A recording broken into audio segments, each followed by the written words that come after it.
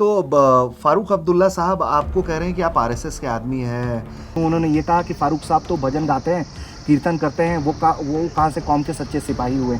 इस तरह के कमेंट्स पर कोई आपकी राय है? मंदिर में माथा फारूक साहब टिकते हैं, मतलब ये सजदा करते हैं। आरएसएस वाला इंजीनियर रशीद बन गया। मैं भजन गाता हूँ, हाँ, मैं गुरुद्वारे में भी जाता हूँ, मैं मंदिर में भी जाता हूँ, क्योंकि मेरा वो हर जगह है। मेरा कुरान मुझे कहता है ला इकराह फी दीन, कोई भी किसी धर्म का हो अपने धर्म पर है, उनकी रेस्पेक्ट करो। मेरे अल्लाह ने कुरान में ही लिखा है, कहा हर धर्म की इज्जत करो। मंदिर में जाके माथा टिकेगा फारूक साहब और आरएसएस वाला बन गया इंजीनियर रशीद। टीका लगाएगा फारूक साहब, ये सारी बातें पब्लिक डोमेन में है। और आरएसएस वाला इंजीनियर रशीद भजन बढ़िया गाएगा फारूक साहब मंदिर में जाके, और आरएसएस वाला।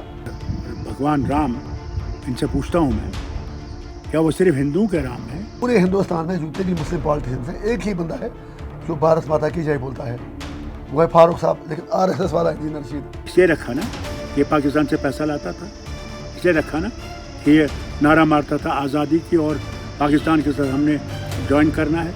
फारूक अब्दुल्ला साहब आपको कह रहे हैं कि आप आरएसएस के आदमी हैं। आरएसएस को लेकर क्या नज़रिया है आपका, और जो मुसलमानों के साथ हो रहा है, जो आरोप लग रहे हैं केंद्र की सरकार पर, उसको लेकर क्या नज़रिया आपका? सर देखिए, फारूक साहब तो बुज़ुर्ग हैं हमारे, मेरे पिताजी की एज से 10-15 साल अलावा हैं। उनसे यही कहूँगा, फारूक साहब मेहरबानी करके आप राजनीति को इतना नीचे मत कीजिए। इंजीनियर रशीद आरएसएस के साथ है, ये बात कहते हैं ना, वो कुछ हजम नहीं हुई। सिर्फ रिकॉर्ड ठीक करने के लिए इतना उन्हें याद दिला दूंगा कि ये दुनिया जानती है फारूक साहब क्या हैं, किस किस्म के आदमी हैं। कोई चीज़ पॉलिटिकल लीडर की पर्सनल नहीं होती है। ऑन द रिकॉर्ड सबको पता है, मंदिर में माथा फारूक साहब टिकते हैं, मतलब ये सजदा करते हैं।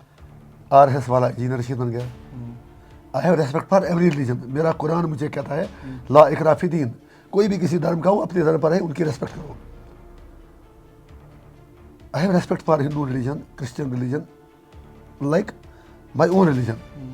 लेकिन जब फारूक साहब एक कहते हैं इंजीनियर रशीद आरएसएस का बंदा है, हंसी भी आती है, तकलीफ भी होती है। मंदिर में जाके माथा टिकेगा फारूक साहब और आरएसएस वाला बन गया इंजीनियर रशीद। टीका लगाएगा फारूक साहब, ये सारी बातें पब्लिक डोमेन में है।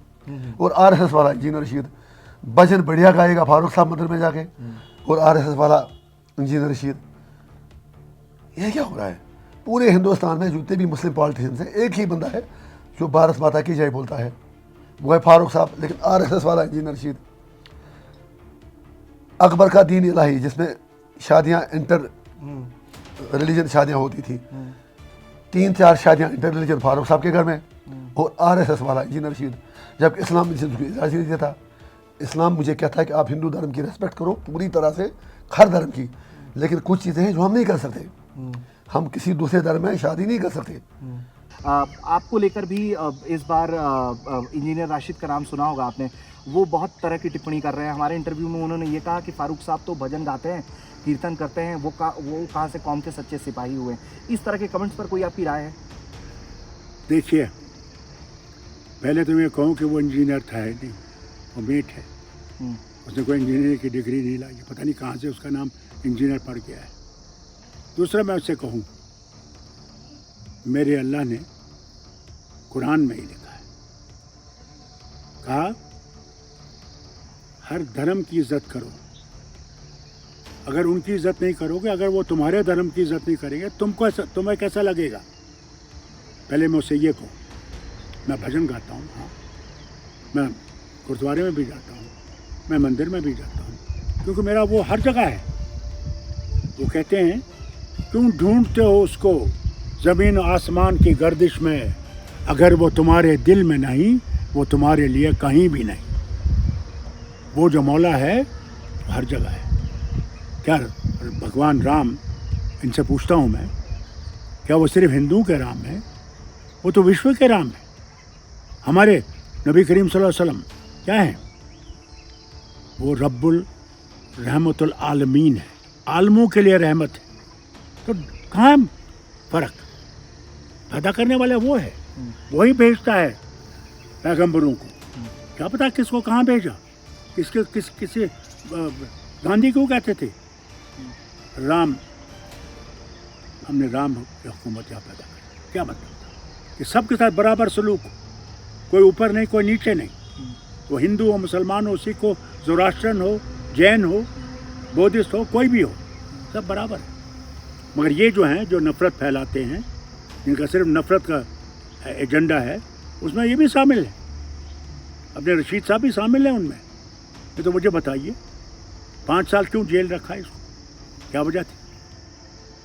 इसलिए रखा ना कि ये पाकिस्तान से पैसा लाता था, इसलिए रखा ना कि ये नारा मारता था आज़ादी की और पाकिस्तान के साथ हमने ज्वाइन करना है।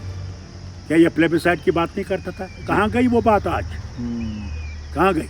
इनसे पूछिए, और अमित शाह साहब से पूछिए, क्या इनने उनसे लिख के लिया कि ये नहीं कहेंगे? पिछली दफ़ा भी जब इलेक्शन हुए थे पार्लियामेंट के, उस वक्त भी नारे लगे थे, हम क्या चाहते हैं आज़ादी। और जरा पूछिए इनसे, तब क्या किया इन्होंने?